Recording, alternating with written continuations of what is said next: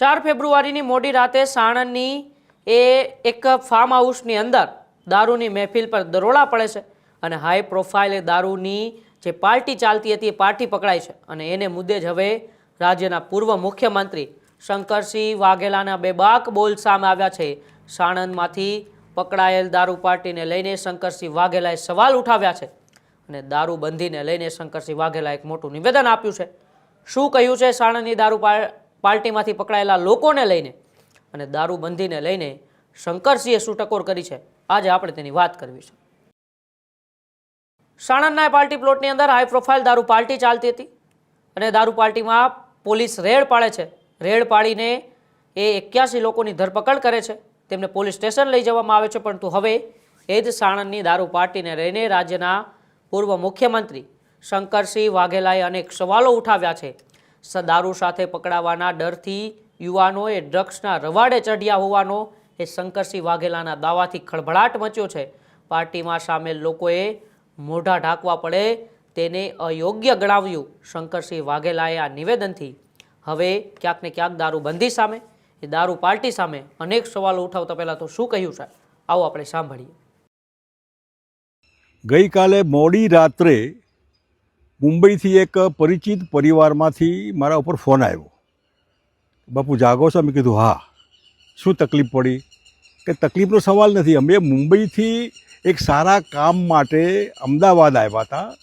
જૂના પરિવારોના હિસાબે એક ફાર્મ હાઉસમાં અમદાવાદની બાજુમાં મળીને સાથે મળીને ચા પાણી કરવું, નાસ્તો પાણી કરવો, જમવું, અને સ્વાભાવિક મુંબઈથી હોઈએ એટલે અમને ગુજરાતની નશાબંધી નીતિની બહુ માહિતી ન હોય એટલે જુવાન પરિવારના છોકરા છોકરીઓએ આનંદ પ્રમોદની જે ગણતરી આપણે કરતા હોઈએ છીએ એના આધારે એમને આવા જે લીકર બ્રાન્ડ જે કંઈ હોય એવા થોડા પીવા માટેના સાધનો ભેગા કરીને પીવાની શરૂઆત પણ પૂરી કરી નહોતી, ત્યાં પોલીસ ત્રાટકી અમારા ઉપર। મે બી કોઈએ માહિતી આપી છે, અમને તો કલ્પના પણ નહીં।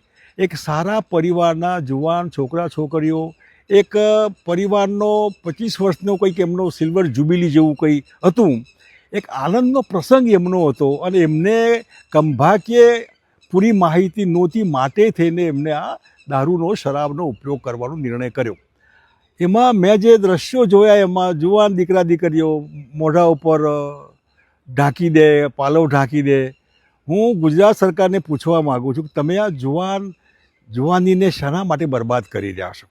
જે આખી જિંદગી એના ઉપર ડાઘ રહેવાનો કે આ દારૂની પાર્ટીમાંથી અમે પકડેલા લોકો, વચમાં વડોદરામાં પણ આવું કરેલું।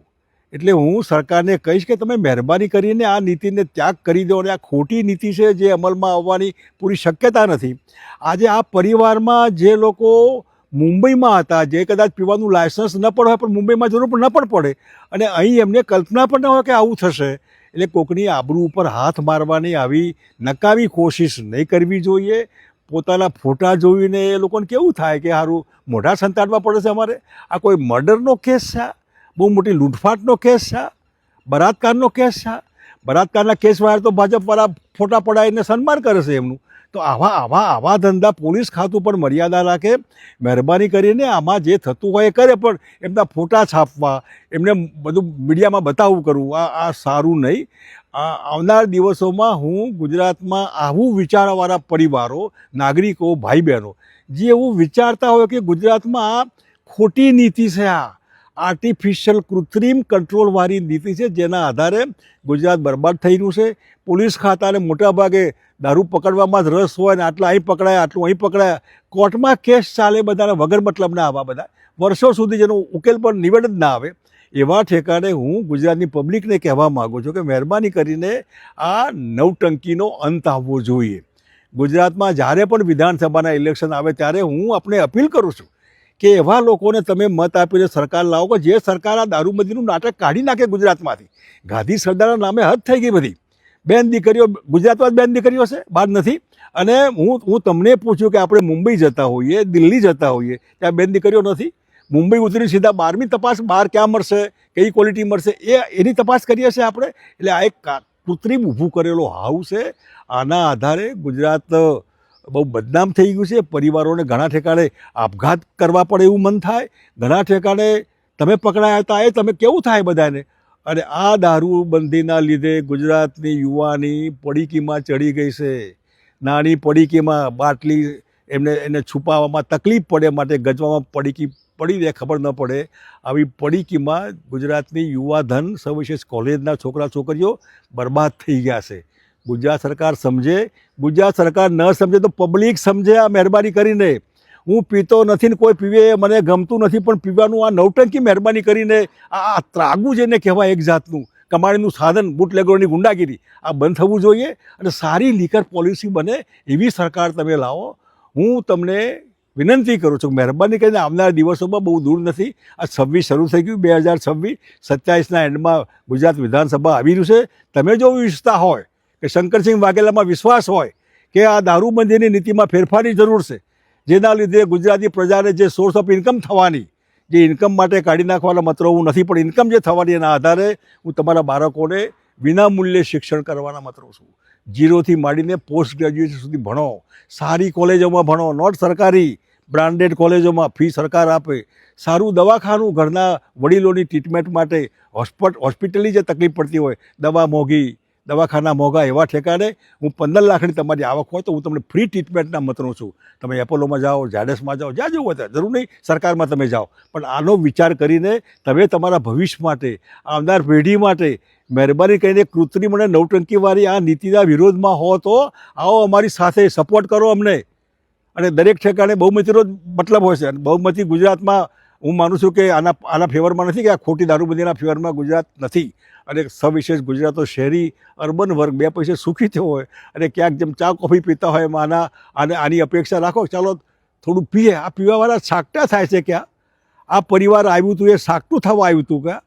HM પટેલ દારૂ પીતા, અમારા મકરંદ દેસાઈ પીતા, પણ એ દારૂ મતલબ આપણે સમજીએ છીએ એવું નહીં, એક વન કાઇન્ડ ઓફ પેક. માણસ જરા સરખી રીતે હોય ને જમ્યા પછી ચા પીતા હોય, કોફી પીતા હોય, એમ જમ્યા પહેલાં આનો ઉપયોગ કરતા હોય, ટોનિક જેવું છે. અને એને ટોનિકના રીતે આપણે લઈએ, ખોટા જુદી અર્થમાં ન લઈએ. ગુજરાતમાં હજારોની સંખ્યામાં 30 વર્ષની નાની ઉંમરની વિધવા બહેનો છે, ગરીબ સમાજની, 2 બાળકોને મૂકીને પેલો ખોટું પીને મરી ગયો. એટલે આપણે સમજ્યા આવનારા દિવસોમાં એક નવી સાયન્ટિફિક પોલિસી આવે, જેમાં ટ્રાઇબલના ગ્રેજ્યુએટ છોકરા છોકરીઓને આનું લાયસન્સ મળે અને સારું પ્રોડક્ટ થાય જેનો લોકો ઉપયોગ કરી શકે પોતાની તબિયત માટે. એવું સૌરાષ્ટ્રમાં મોલેસિસનો ઉપયોગ થાય, એ પણ સારી બ્રાન્ડ બની શકે, એ પણ તબિયતના ઉપયોગ માટે સારો ઉપયોગ થઈ શકે. આવો વિચાર કરીને પ્રબુદ્ધ અને સમજદાર નાગરિકો આવો વિચાર કરે અને હિંમતથી બહાર આવો.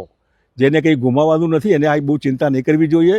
તમારા બાળકો ક્યાંક ખોટી રીતે પકડાય અને બદનામ થાય એના કરતાં આમાંથી બહાર નીકળીએ અને સારી પોલિસી બને, જેથી કરીને મહારાષ્ટ્રમાં હોય, દિલ્હીમાં હોય, કર્ણાટકમાં હોય, ચેન્નઈમાં હોય, આવી પોલિસી, જે પોલિસી દરેક રાજ્યોમાં છે જ, તો એની પોલિસીનો ઉપયોગ કેમ ગુજરાત ન કરી શકે? વિચારો અને આ નવટંકીમાંથી ગુજરાતને બહાર કાઢો. ધન્યવાદ. જય ગુજરાત. શંકરસિંહ વાઘેલાએ કહ્યું કે કોઈની આબરૂ પર હાથ મારવાનું બંધ કરો, દારૂબંધીની નોટંકીને દૂર કરે તેને જ વોટ આપવા, એવી વાત પણ શંકરસિંહે કરી છે. એટલે કે દારૂબંધીની જે વાત કરે છે, ખાલી કાયદો એ દારૂબંધીનો કાગળ ઉપર જ છે, બાકી ગુજરાતમાં દરરોજ કરોડોનો દારૂ આવે છે, કરોડોનો દારૂ વેચાય છે અને લોકો પીવે પણ છે.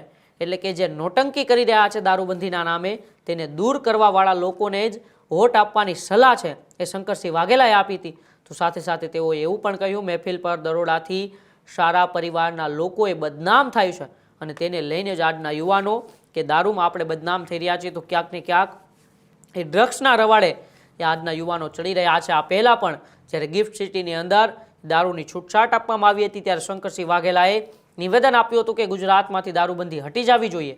જેટલું એ દારૂબંધીમાં હોવા છતાં ગુજરાતમાં દારૂ પીવાય છે અને વેચાય છે, જો દારૂબંધી હટે તો એ દારૂ પીવાનું પ્રમાણ ખૂબ ઓછું થઈ જાય, એવી વાત પણ શંકરસિંહ વાઘેલાએ કરી હતી. ત્યારે ફરી એક વખત જ્યારે સાણંદની હાઈ પ્રોફાઇલ દારૂ પાર્ટી પકડાઈ હતી ત્યારે શંકરસિંહ વાઘેલાએ નિવેદન આપ્યું કે હવે એ ગુજરાતમાંથી જે દારૂબંધી હટાવવાની જે નોટંકી કરી રહ્યા છે, જે દારૂબંધી છે તેવી નોટંકી કરી રહ્યા છે, સરકારમાં બેસીને, સત્તામાં બેસીને જે દારૂબંધીની વાતો કરી રહ્યા છે, જે તેને હટાવવાની વાતો કરે ને એવા લોકોને જ તમે મત આપજો તેવી સલાહ પણ આપી છે. સાથે સાથે આમ તો એ આપણે ગઈને ગાંધીનું ગુજરાત કહીએ છીએ, ડ્રાય સ્ટેટ કહીએ છીએ, પરંતુ લાખો રૂપિયાનો દારૂ દરરોજ પીવાય છે, આપણે સૌ જાણીએ છીએ. શંકરસિંહ વાઘેલાના આ નિવેદન બાદ એ રાજકીય વર્તુળોની સાથે સાથે સામાજિક અસરોમાં પણ ખળભળાટ મચ્યો છે.